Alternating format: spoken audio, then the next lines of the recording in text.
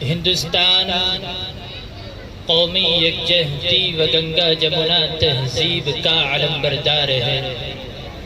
یہ ایسا چمن ہے جہاں امن و آشتی اور اتحاد ملی کے بے شمار پھول کھلتے ہیں۔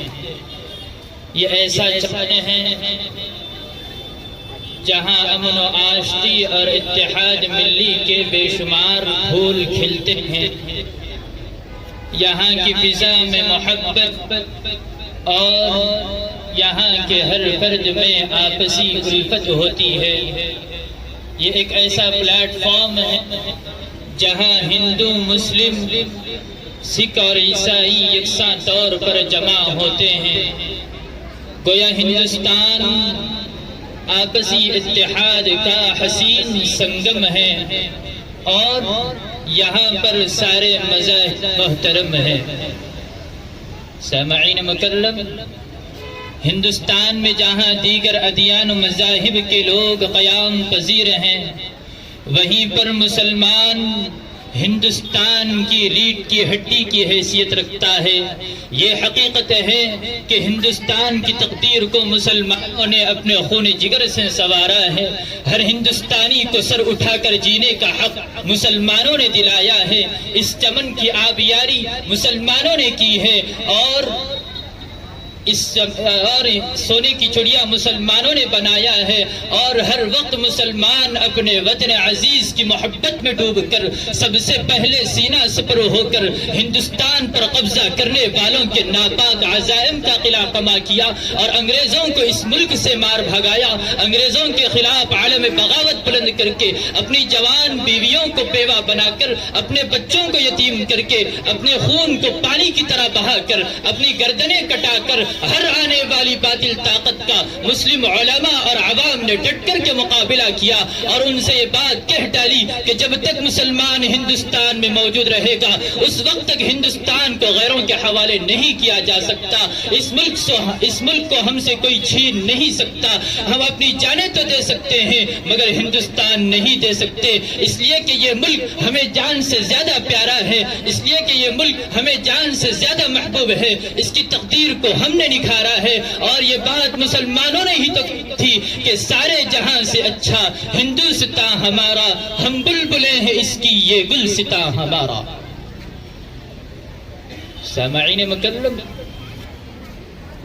آج بڑے افسوس کے ساتھ یہ کہنا پڑتا ہے کہ جس وطن کی خاطر مسلمانوں نے اپنی جانیں گنوا دی، بیویوں کو بیوہ، بچوں کو یتیم کر دیا، جس وطن کی خاطر اپنے خون کو پانی کی طرح بہا دیا، جس کی حفاظت کی خاطر مسلمانوں نے اپنی گردنوں کو سولی پر لٹکا دیا، جس کی حفاظت کو اپنی حفاظت سمجھ کر ہر آنے والی باطل طاقت کا اور انگریزوں کا ڈٹ کر کے مقابلہ کیا، مگر آج اسی ہندوستان میں انہی مسلمانوں کا جینا دو بھر کیا جا رہا ہے، ان کے ساتھ ناانصافی اور بے وفائی کا برتاؤ کیا جا رہا ہے، ان کے جذبات و احساسات کو مجروح کر کے انہیں نا امید اور باغی ہند قرار دیا جا رہا ہے، ان پر بیجا الزامات عائد قید و بند کی سزائیں دی جا رہی ہیں۔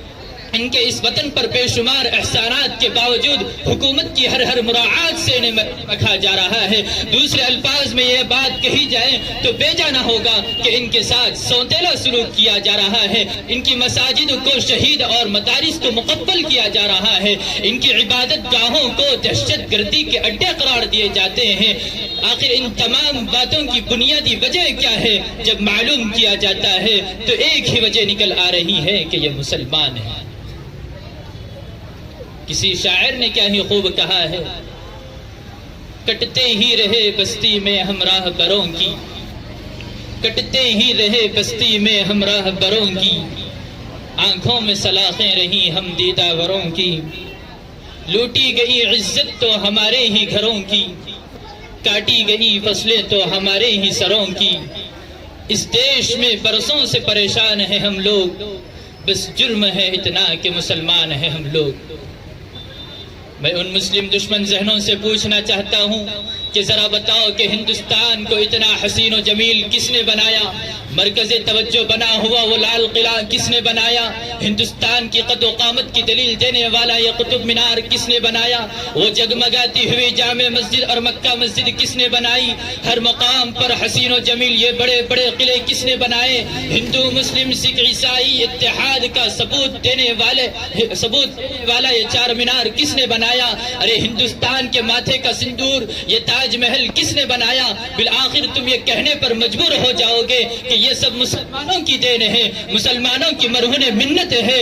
آخر ان ساری باتوں کے باوجود بھی تم انکار کرو گے تو ہر مقام پر قرآنی آیات اور عربی تحریرات نقش ہیں۔ لال قلعے میں ہماری مسجد اور عربی تحریرات موجود ہے، قطب مینار قرآنی آیات سے جگمگا رہا ہے، شاہجہاں کا وہ حسین و جمیل تاج محل قرآنی آیات سے منور ہے، سارے آثار قدیمہ قرآنی آیات اور عربی تحریرات سے بھرے ہوئے ہیں۔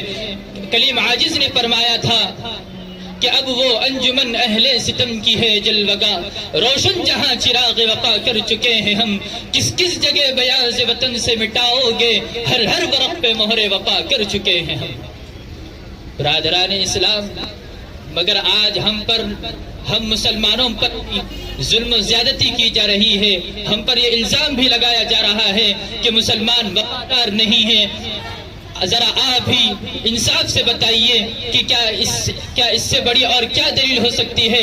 وطن سے محبت کی اس سے بڑی اور کیا دلیل ہو سکتی ہے کہ مسلمان، ہندوستانی مسلمان مرتا بھی ہے تو اسی دیش کی مٹی میں، اسی ہندوستان کی 2 گز زمین میں دفن ہوتا ہے۔ انہوں کے دشمن اگر تمہاری ساری طاقتیں اور قوتیں مل کر بھی مسلمانوں کا کچھ بگاڑنا چاہیں تو مسلمانوں کا ایک بال بھی باقا نہیں کر سکتے، کیونکہ مسلمانوں کے پاس ایک ایسا ہتھیار موجود ہے جس کے آگے سارے ہتھیار زیر ہیں۔ مسلمان جب ہاتھ اٹھائے گا تو دنیا کی ساری کایا پلٹ کے رکھ دے گا۔ تمہاری فریاد صرف اور صرف، تمہاری پرواز صرف اور صرف کرسیوں اور فرش تک ہی محدود ہے۔